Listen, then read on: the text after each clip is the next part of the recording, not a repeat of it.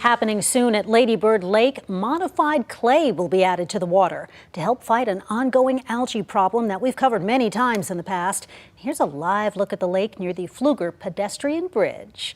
The Watershed Protection Department says that fertilizers and leaking septic tanks can run into the water, and they create nutrients that actually increase the growth of toxic algae.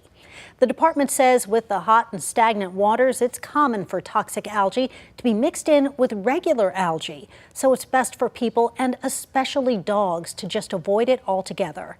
KVUE's Malia Masumoto has a closer look at how the city plans to combat the algae this summer. Adrian Mosier and Sydney Chase have grown up walking the trail by Lady Bird Lake their whole lives. There's something recently they've noticed that they don't like about the water. Just a lot of really mats that are festering pretty significantly. There's been a lot of growth over the past 5 years. But it's not just Adrian and Sydney that don't like it.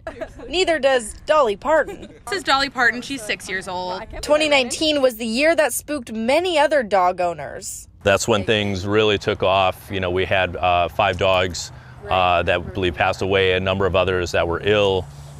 Just here on Lady Bird Lake. Then the city of Austin started looking into ways to stop the growth of toxic algae, especially during the summers. Things are hot, things are dry. That's a recipe usually for a more intense bloom or proliferation season. For the 4th year in a row, they're going to be applying clay near the algae to eat the nutrients that will stop the growth.